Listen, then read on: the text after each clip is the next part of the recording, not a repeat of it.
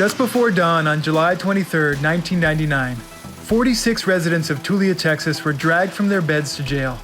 Many were still undressed, some without shoes. Of those arrested, 40 were black.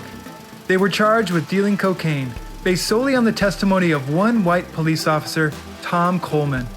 Coleman had no evidence, no independent witnesses to back up his claims, no drugs, no money, no weapons, no evidence of dealing.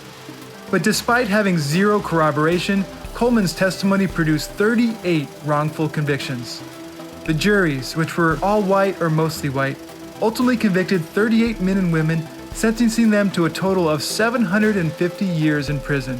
The ACLU, the NAACP, and many civil rights defenders demanded justice.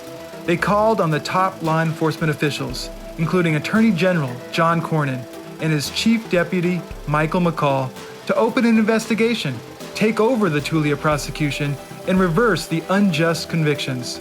In other words, to do their jobs. Instead, for years, McCall and Cornyn repeatedly delayed and deflected.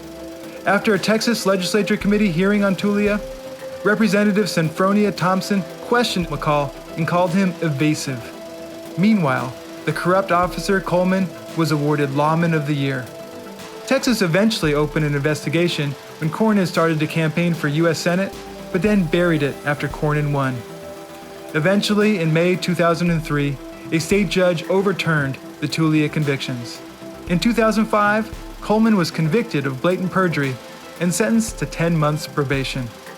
Michael McCall has served 8 terms and has never answered for his complicity in Tulia, one of the largest law enforcement scandals in Texas history.